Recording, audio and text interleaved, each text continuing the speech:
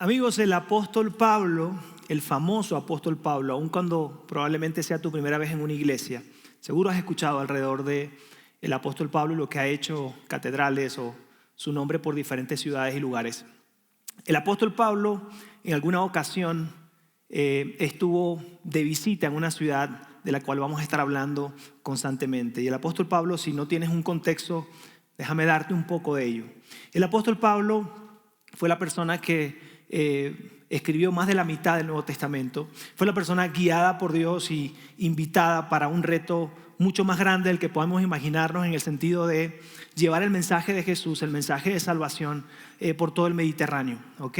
Así que viajó muchísimo y hubo 3 viajes misioneros importantes que él hizo. En el segundo viaje misionero visitó la ciudad de Atenas, ¿ok? Y fue una visita importante y hay un aprendizaje importante del cual quiero hablarles el día de hoy.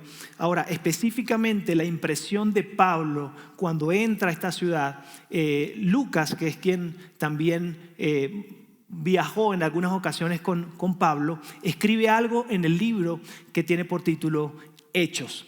En Hechos, en el libro de Hechos, Lucas escribe específicamente en el capítulo 17, que lo vamos a leer un poco más adelante. Él registra cuál es la impresión de Pablo y de eso quiero hablarte un poco. Pablo entra a esta ciudad y tiene una impresión negativa, ¿ok? Un poco negativa, una impresión que no esperaban. Si algunos conocen la ciudad, es hermosa, es una ciudad que algunas personas, si te gusta Europa o aquellas zonas por allá, es un lugar que tú quieres ir y visitar. Y esta es la impresión de Pablo, nuevamente, con una connotación negativa. Y esto es lo que Lucas escribe acerca de la impresión de Pablo. Dice: mientras Pablo los esperaba en Atenas. ¿A quién esperaba? A esos compañeros de viaje, a esos compañeros de ministerio, esos compañeros de misiones. En este caso era Silas y Timoteo. Y continúa: mientras Pablo los esperaba en Atenas, le dolió en el alma ver que la ciudad estaba llena de ídolos, ¿ok? Él vio que estaba llena de estatuas e ídolos por todos lados, que representaba dioses que los griegos estaban adorando, ¿ok? Y para él fue muy doloroso. De hecho, cuando dice que le dolió, puede también traducirse en enojo, en cierta frustración por ver tanta idolatría, tantos dioses. Y mírame, se dice que en esa ciudad, tan solo en esa ciudad, había más ídolos y estatuas que en toda Grecia. Era demasiado. Eran ídolos pequeños, ídolos que podían medir 10 metros, ídolos muy visibles en las principales ciudades, pasillos, templos, pero también de manera oculta en edificios también había estos ídolos. Era muy visible la idolatría, pero también era perceptible a través del olfato. Se olía que era una ciudad de mucha idolatría y de mucha adoración a diferentes dioses. ¿Por qué? Porque olía a incienso y a un montón de sacrificios, de ofrendas de personas que adoraban a los diferentes dioses. Pero también era una ciudad que se escuchaba idolatría. ¿Por qué? Porque había canciones, canciones que se cantaban a estos dioses. Deidades como cuáles, como Zeus, Apolo o Atenas, entre otras. Habían muchísimas que se adoraban en ese entonces. Ahora, hay algo crucial que debemos entender al inicio de esta plática, y es lo siguiente. Lo vas a ver en pantalla. La naturaleza de la idolatría antigua era transaccional. Quiere decir, ellos buscaban estos dioses para de alguna manera mantenerlos contentos, porque la mayor emoción que predominaba hacia estos dioses era cierto miedo, cierto temor. Decir, no quiero enojar a los dioses que existen, no quiero que se enojen y que me vaya mal en la vida, y no quiero mantenerlos contentos. ¿Conoces a alguien en la familia que tú regularmente quieres mantener contento? Ay, que no. Y con pinza, que no se me enoje la señora, ¿verdad? Que no se me enoje el señor, porque quiero tener una buena semana, un buen día, ¿no? O el hijo, la hija adolescente, o el compañero de trabajo. Y tú dices, tú sabes qué significa mantener contento a alguien, ¿cierto? No tengo que dar más ejemplos. Entonces ellos, ese era el acercamiento, era transaccional. Tengo que buscar estar bien frente al Dios al cual yo adoro, porque quiero estar en buenos términos con él o con ella, porque si no me puede ir muy mal. Uy, Tengo que hacer todo lo posible para mantener contento a mi Dios o a los dioses a los cuales confiaban. También había una segunda motivación, por eso les digo que era transaccional. Ellos adoraban a ciertos dioses porque esperaban que respondiera a ciertas oraciones, porque esperaban que esos dioses actuaran a favor de ellos. Nuevamente, era transaccional, era un tema de buscar un beneficio, era un tema de no molestar o no enojar a esos dioses. Hay algo aún más profundo alrededor de esto.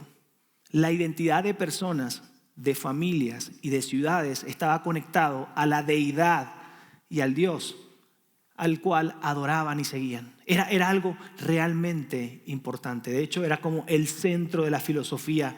Significaba o simbolizaba lo que era la ciudad de Atenas. Había muchos filósofos y había gente que le encantaba hablar de filosofía. Ahora tú dices, Ulises, ¿y qué de mí? ¿Qué tiene que ver todo eso en aquel tiempo, en el primer siglo, conmigo? Yo quiero decirte algo, amigo, amiga, la idolatría literalmente persiste al día de hoy. Si bien no se ve como hoy lo acabo de leer y el contexto que te acabo de dar, si bien no es tal cual, persiste en nuestro tiempo. De hecho, me atrevo a decirte lo siguiente, la idolatría moderna es más sutil y por ende más peligrosa. Es más sutil y más peligrosa el día de hoy.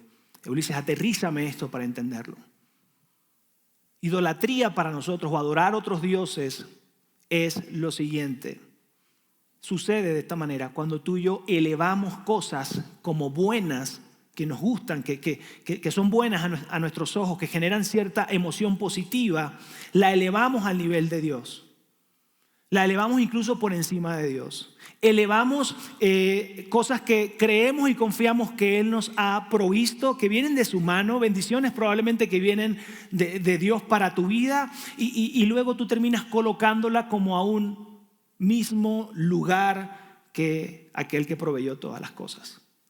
Cuando tú y yo hacemos eso, cuando tú y yo colocamos sobre esas cosas que disfrutamos, y ahorita vamos a aterrizar cuáles son esas cosas buenas, ¿ok?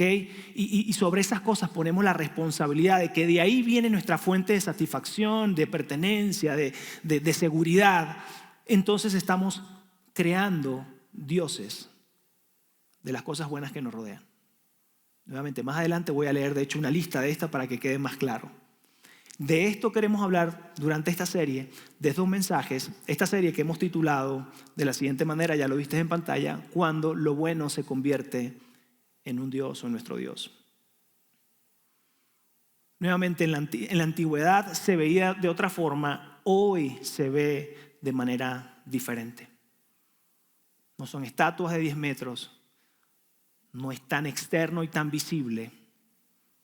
Probablemente tiene que ver con estatuas que estamos levantando en nuestro interior, aquí adentro, en nuestro corazón. Voy a darles una definición de ídolo para que estemos en la misma sintonía, ¿ok? Un ídolo es cualquier cosa que buscamos para que nos dé lo que solo Dios puede darnos. Un ídolo es cualquier cosa que buscamos para que nos dé lo que solo Dios puede darnos. Mira, seamos personas de fe o no, tú también construyes dioses en tu corazón. Tú también levantas dioses o haces de relaciones, personas, objetos, títulos, ¿ok? Tu Dios. Y no está mal, todos estamos en la misma línea. Lo hacemos porque tenemos el anhelo de nuestra alma y nuestro corazón de ser llenos de algo que vamos a estar hablando, para lo cual Dios nos hizo y nos creó. Con la esperanza de encontrar lo siguiente: satisfacción, seguridad, relevancia.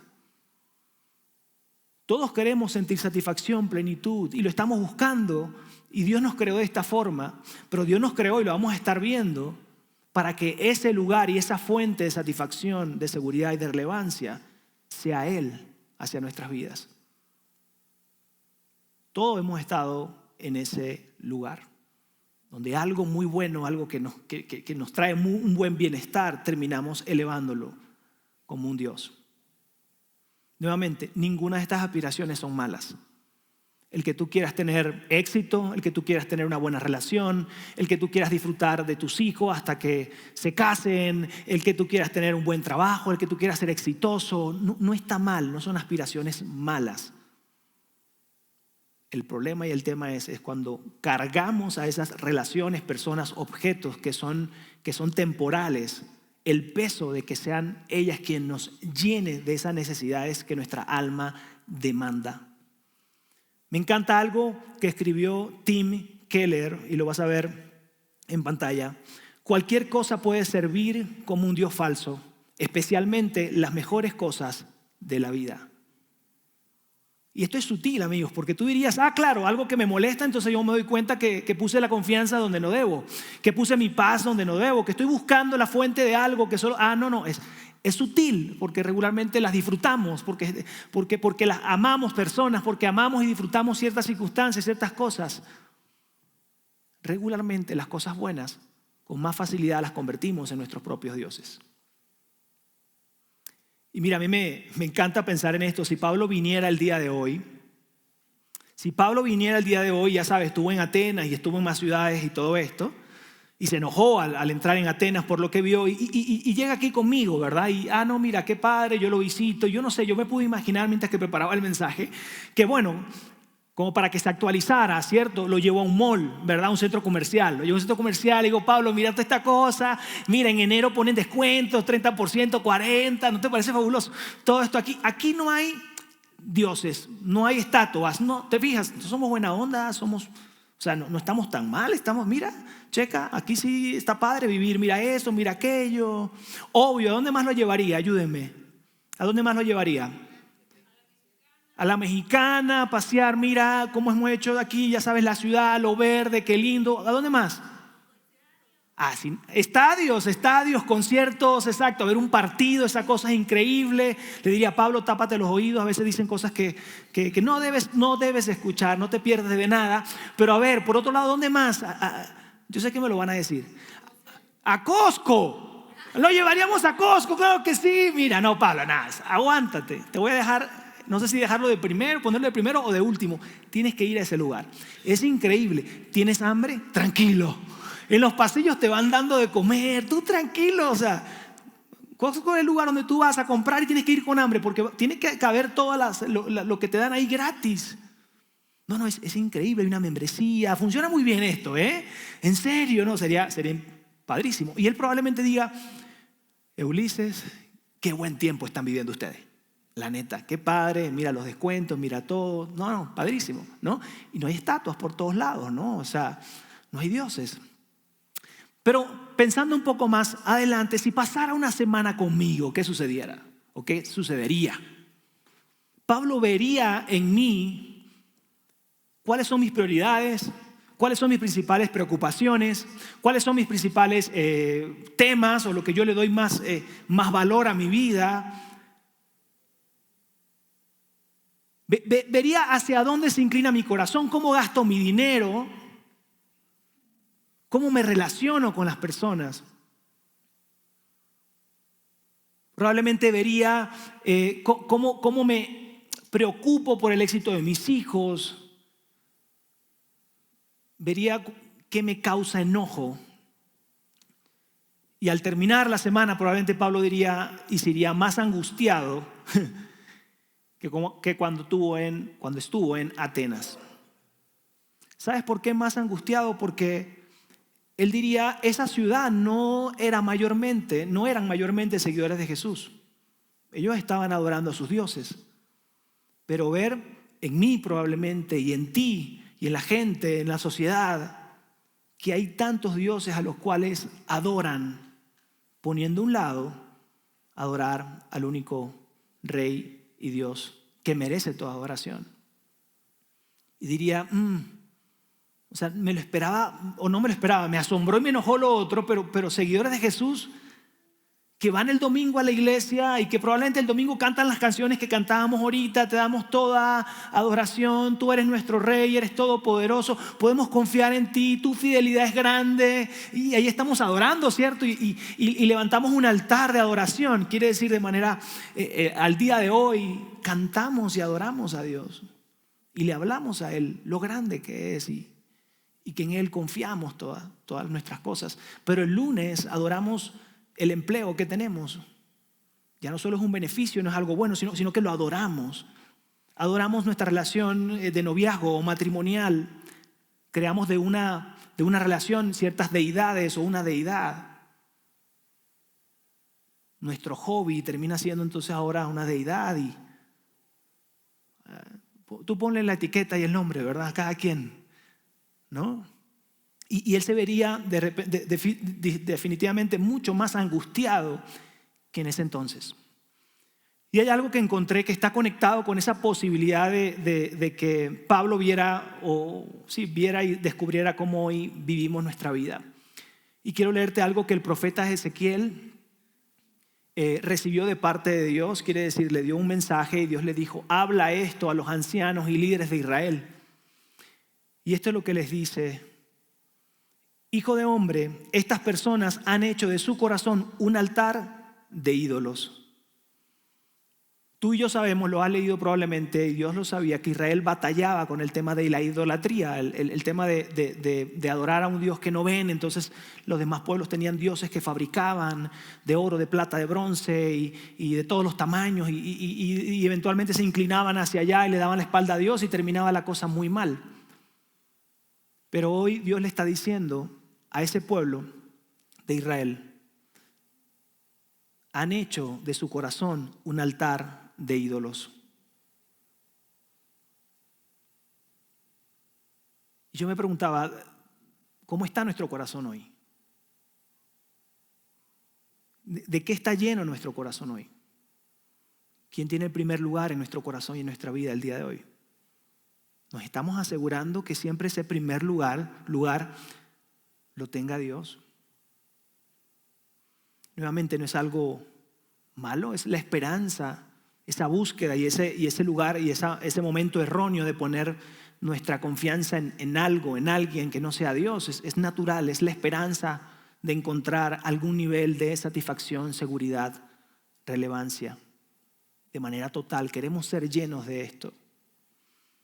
Nuevamente, para dar claridad de cuáles son esas cosas buenas, ¿quieren escucharlas? Escribí una lista de ellas. Creo que no quieren escuchar. ¿Sí la quieren escuchar o no? Ok, va. Entonces decís, cosas buenas como el trabajo, el éxito, las habilidades, el dinero, las posesiones, la seguridad financiera, el estatus, la familia, las relaciones, el sexo, la moralidad, el ministerio, la comodidad, los deportes, la belleza, la inteligencia, el fitness y la apariencia física pueden convertirse en ídolos. Ustedes pueden seguir la lista. Cuando los elevamos a un lugar por encima de Dios.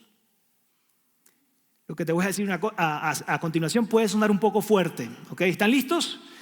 Va a sonar un poco fuerte, pero Atenas era una fábrica de ídolos, pero nuestros corazones también lo son. Es natural. Nuestros corazones también lo son. Volvamos a Pablo. Hechos 17:16. Mientras Pablo los esperaba en Atenas, le dolió en el alma ver que la ciudad estaba llena de ídolos. ¿Y qué hizo Pablo? Lo mejor que sabe hacer Pablo, y lo podemos ver en todas las cartas que él escribió. Veamos a continuación. Así que discutía en las sinagogas. Por supuesto, empezó a hablar, a conversar, a compartir el evangelio, ¿no? Y dice, así que discutía en la sinagoga con los judíos y con los no judíos que adoraban a Dios. Y a diario hablaba en la plaza con los que se encontraban por allí. Pablo le encantaba hablar y compartir este mensaje, y además entró a una ciudad que era un centro filosófico del mundo. Así que había gente que amaba filosofar, y te los puedes imaginar como las películas, ¿no? En las plazas, así con el ropaje así largo, ¿no? A ver, ¿qué piensas tú? Y no sé qué, no, porque Apolo, no, porque Zeus. Y entonces aquel se metía en la plaza y empezaba a hablar, no, espérate, hay un Dios, y empezaba a dar un mensaje, y empezaba a hablar de un Cristo resucitado, de un Dios que se hizo hombre y que murió en la cruz por nosotros, y al tercer día resucitó. Empieza a hablar y con tal pasión que Pablo lo distingue. Y continúa, algunos filósofos entablaron conversaciones con él. Unos decían ¿qué querrá decir este charlatán? Otros comentaban, parece que es predicador de dioses extranjeros. Decían esto porque Pablo anunciaba las buenas noticias de Jesús y de la resurrección. Entonces lo sujetaron y llevaron a una reunión del Areópago y le preguntaban, ¿se puede saber qué nueva enseñanza es esta que usted presenta? El Areópago es un centro de gobierno donde deliberaban alrededor de la política, de la filosofía y de asuntos religiosos. Entonces lo llevaron ahí, a ver, tú te la sabes y traes ahí una, ven para acá, y lo metieron ahí. Me encanta porque los atenienses dicen, queremos saber qué significan, y hasta eso es respetable. O sea, tenían apertura, querían escuchar. En vez de apedrearlo y sacarlo de la ciudad porque traía algo muy diferente, siéntate ahí, hombre, todos estamos aquí, somos de mente abierta, ¿ok? Así que vamos a escucharte, queremos saber qué significa. Pero mírame, el mensaje de Pablo, el mensaje de la resurrección, le sonaba demasiado fuerte a cada uno de ellos, porque les estaba diciendo, mira, hay un solo Dios. Hay un solo Dios, y el Dios que yo adoro, el Dios que yo sigo, no tienes que ir con pinzas. No es un Dios que se ofende, no es un Dios que debes temerle, no es un Dios lejano, es un Dios que quiere estar cerca de ti. Es un Dios que nos ama tanto y me ama tanto que envió a su Hijo Jesús a la tierra y a morir por mis pecados en una cruz y sufrió hasta la muerte.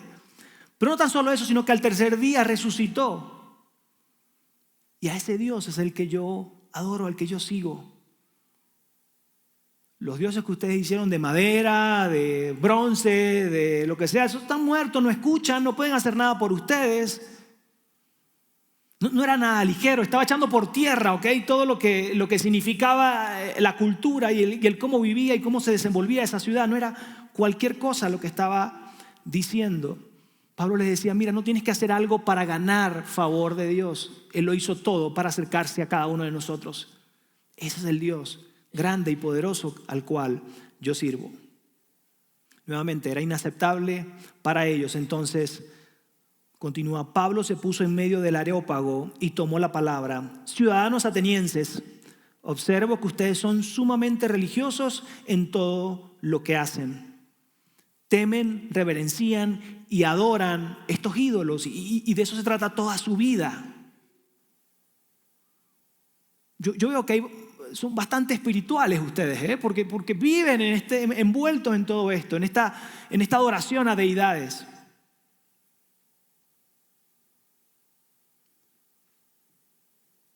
Y nuevamente no está desconectado con nuestra realidad.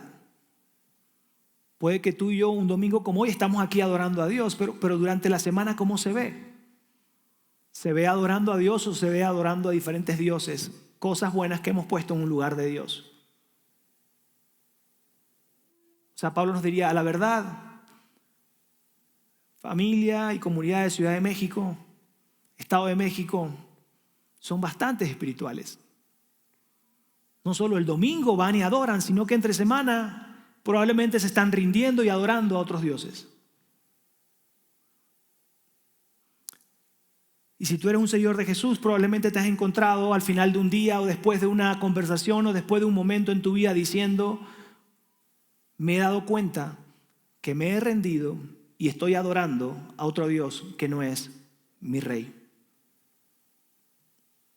Probablemente adoré por un tiempo una relación, un trabajo, un título, un estatus.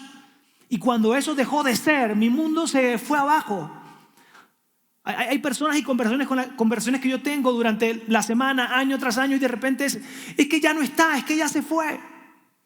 La situación, las circunstancias, las personas, las relaciones, y no sé qué sigue para mi vida. Creo que todo se acabó. Creo que no hay mañana. Y tú dices, ¿pero cómo? Alguien que vive en guerra, siendo bombardeado cada 2 minutos, puede decir que probablemente su vida se acabó, porque en algún momento literalmente pueden acabar con su vida. Pero si no es así, es el reflejo de que hemos puesto nuestra esperanza, nuestra búsqueda de satisfacción de seguridad, de encontrar paz, ya sabes, que te da la idea de tener control sobre la situación, y cuando te lo quitan dicen, no hombre, ven Jesús, ¿verdad? O sea, es como, ya, por ahí dicen otros, esto se lo llevó quien lo trajo, ¿verdad? Pero es nada más la evidencia de que hemos estado adorando a otros dioses, aunque los domingos probablemente estemos acá. Y es que, amigos, naturalmente somos seres que adoramos. Es natural. Buscamos adorar. Eso es natural. Ahora, que lo hemos llevado a un límite, que lo hemos llevado hasta un cierto término en búsqueda de, nuevamente, adoro ciertas cosas porque traen a mi alma y a mi corazón algo que me hace sentir muy bien, algo que necesito, y así Dios nos creó. El tema es que hemos cambiado de enfoque. La dirección que a veces tomamos no es la correcta.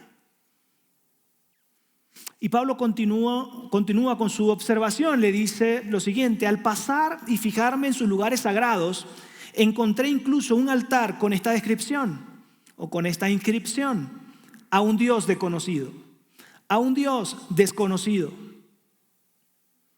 O sea, eran tan ávidos, tan astutos, filosofaron tanto en las plazas que dijeron, oye, y tú sabes, como el universo no tiene un fin y nuestras mentes son y tú no te lo puedes imaginar, ¿no? No es mi tipo, ¿no?, de conversación, pero ok, mira, y no sé qué, y las estrellas, y la última fotografía que se subió del espacio, Entonces, probablemente hay dioses que no conocemos. Sí, es cierto, y si no conocemos a cierto Dios y nos castiga. Uy, nadie quiere hacer enojar a ese Dios que tú no conoces, yo tampoco, pero probablemente en alguna parte de la tierra exista o en alguna parte del universo. No nos pongamos ahí un altar a un Dios desconocido, por si acaso. Por si acaso, ¿verdad? Dejo esto y me retiro lentamente y ya sabes, ¿no? Eventualmente le oras a ese Dios para que no sé ni quién eres, pero era un altar comodín, me explico, era el comodín para mantenerte en paz y estar tranquilo de que nada iba a pasar, evitar castigos y todo esto, ¿no? Así que Pablo les dice, pues bien, eso que ustedes adoran como algo desconocido es lo que yo les anuncio. Qué genialidad la de Pablo, ¿no? A ver, pero si no le estoy diciendo nada nuevo. Vengo a traer la respuesta a la pregunta que se hicieron en algún momento. ¿Existirá un Dios que...? Déjenme darle el nombre, el Dios Todopoderoso. Existe, es Él, y de Él les quiero hablar.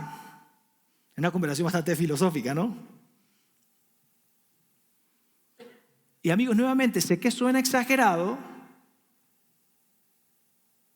pero probablemente tú y yo nos movamos por esas aguas, buscando satisfacción, seguridad y plenitud. Buscando qué será esa fuente que me dará la plenitud, la seguridad, la esperanza, la identidad. ¿Qué será? Y estamos buscando y somos inquietos en esto. Y déjame decirte algo, todos lo hacemos, todos podemos estar en ese lugar.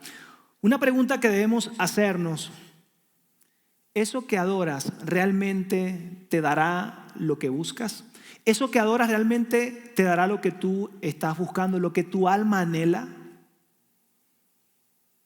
¿Te consideres o no un seguidor de Jesús? Todos tenemos dioses.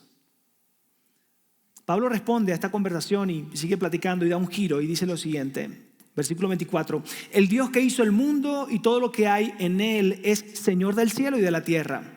No vive en templos construidos por hombres. Pablo empieza a describir la grandeza de su Dios. Y dice, mira, él no necesita que personas le hagan estatuas. Él no necesita que gente le adore para él sentirse seguro y estar en buenos términos contigo. Es un Dios inmenso, grande, y continúa. Ni se deja servir por manos humanas como si necesitara de algo. Al Dios al que yo sirvo y al cual yo le adoro es un Dios autosuficiente. Él es un Dios grande. Un Dios que vale la pena seguir. Un Dios que vale la pena adorar. Y continúa. Por el contrario, Él es quien da a todos la vida, el aliento y todas las cosas. Voy a volver a leer. Por el contrario, Él es quien da a todos la vida, el aliento y todas las cosas. Él es el autor de la vida y Él es la respuesta a todas, mírenme, todas sus necesidades, preguntas. Él es la respuesta. Si quieren verlo así, Él es el Dios comodín. Búsquenlo de manera directa o cuando no encuentren salida, búsquenlo. Porque Él es el dador de la vida y Él es quien sostiene en su mano este mundo y nuestras vidas. Pablo continúa. Esto lo hizo Dios para que todos lo busquen y aunque sea a tientas lo encuentren. En verdad, Él no está lejos de ninguno de nosotros. Él es un Dios cercano. Nuevamente le envió a su Hijo Jesús a modelar su corazón y para que a través de su historia, la manera como Él vivió, podamos conocer quién es ese Dios en carne y hueso, cómo reacciona, el amor infinito que tiene hacia nosotros. Y cuando tú abrazas a Jesús como tu Salvador, entonces puedes hallar en Él esperanza, paz, satisfacción, plenitud, seguridad, confianza. Él es el Dios que se acercó a ti para que lo puedas encontrar. Y en Él la plenitud que tú necesitas. Y más adelante Pablo dice, por tanto, siendo descendientes de Dios, no debemos pensar que la divinidad sea como el oro, la plata o la piedra, escultura hecha como resultado del ingenio, de la destreza del ser humano. Continúa. En la antigüedad, Dios pasó por alto la ignorancia de la gente acerca de estas cosas, pero ahora Él manda que todo el mundo, en todas partes, se arrepienta de sus pecados y vuelva a Él. Probablemente para ti es nueva esta palabra arrepentir o arrepentimiento, pero una manera muy sencilla o aterrizada de verlo es cambiar de dirección. Es si tu enfoque y tu dirección estaba hacia otras cosas que no eran Dios, otros dioses, Él te dice, hey, arrepiéntanse, cambien de dirección y vuelvan a mí. Cambia el foco de tu adoración. ¿Qué tal si este año, mira el nivel de planteamiento que estamos trayendo el día de hoy? ¿Cómo puede cambiar todo nuestro 2026? ¿Qué tal si este año nos aseguramos que el primero en nuestro corazón y en nuestra vida sea Dios realmente y no otras cosas, aunque sean buenas? Para llegar ahí, el paso 1 es poder identificarlo. Y es de lo que estamos hablando hoy. Mi corazón, nuestra oración como iglesia es que tú puedas realmente identificar cuáles cosas buenas en tu vida eventualmente se convierten en tu Dios. Y le quitan el lugar que le corresponde a nuestro Dios Todopoderoso. Quiero hacerte diferentes preguntas. No todas son relevantes para algunos. Las respuestas a esas preguntas no quiere decir que ese sea un Dios para ti, sino que, ¿no? O sea, sé brutalmente honesto. No te voy a pedir que lo compartas con el que está a tu lado, sé brutalmente honesto y honesta al responder esta pregunta. Y mira, si tú no eres seguidor de Jesús, esta pregunta y este planteamiento te funciona y mucho porque tu alma también está buscando día a día, mes a mes, satisfacerse de seguridad, de plenitud, de relevancia. Y es una muy buena pregunta, es una muy buena respuesta para darte y para lograrla a inicio de año. Les voy a compartir las diferentes preguntas. Pregunta número 1. ¿Qué amo más profundamente? ¿Qué amo más profundamente? Y seguro que la respuesta inicial es muy políticamente correcta, ¿sabes? No, claro, yo amo si estás casado. No, claro, yo amo a mi esposa, ¿no? Y yo amo a mi esposo. Bueno, yo amo profundamente a mis hijos, ¿no? O sea, esa respuesta políticamente correcta. Pero cuando le rascas o vas niveles más abajo y te das cuenta y ves el año pasado por qué fuiste capaz de esforzarte más, de incluso casi echar a un lado tus valores para obtener algo, ¿qué fue lo que te trajo mayor angustia en el año? Y probablemente no está conectado con la respuesta políticamente correcta que ya diste. ¿Qué amo más profundamente? Siguiente pregunta. ¿En qué pongo mi corazón para obtener un sentido de seguridad o identidad? ¿En qué pongo mi corazón mi confianza para obtener un sentido de seguridad o identidad? ¿En qué invierto de manera más constante y libre mi tiempo, mi atención y mi energía? ¿A dónde diriges totalmente o constantemente tu atención? ¿Cómo se ve tu agenda? ¿A qué le dedicas más tiempo durante cada día, cada semana? ¿Cómo gastas tu dinero? Habla de si hay algo que se ha convertido en tu Dios. Podría haber detrás de esto un ídolo en tu corazón. ¿A qué me resulta difícil decirle no? ¿A qué me resulta difícil decirle no? ¿Hay algo que te domina? ¿Algo que está actuando como tu Señor? Y he tenido conversaciones con este contexto en diferentes momentos, hablando de sustancias, de relaciones, de situaciones de todo tipo, ¿ok? Y es mirar a los ojos a la persona y decirle, mira, si esa persona, esa sustancia, esa experiencia te domina, no es lo que Dios quiere para ti. Porque Él no comparte el primer lugar de tu corazón. Y si hay alguien a quien donde podemos reposar toda nuestra confianza y nuestra paz y todo esto es en Dios. Pero no me digas que está bien si depende de esta sustancia para estar alegre y estar relajado.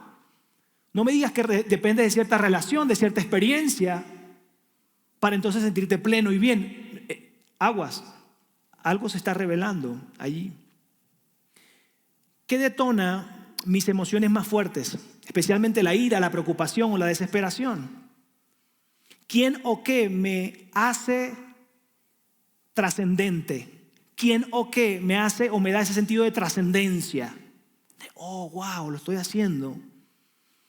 Si te quitaran algo como tu título, un puesto de trabajo, un deber, ¿no? Una función, es que mi deber es ser mamá o mi deber es ser el hombre proveedor.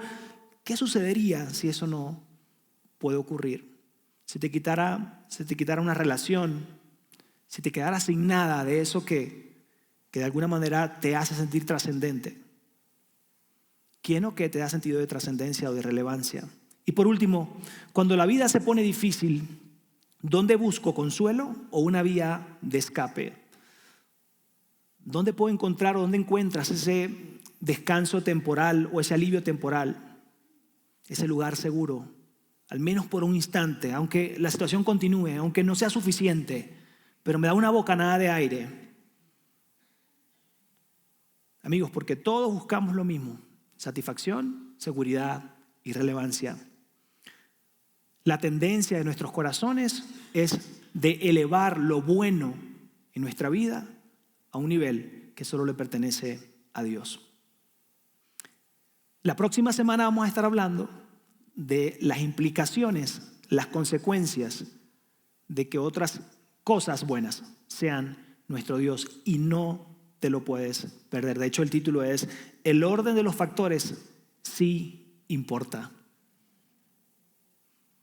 Para cerrar hoy, hazte la siguiente pregunta. Por favor, te ruego, detente la semana, hoy mismo, mañana, y responde esta pregunta.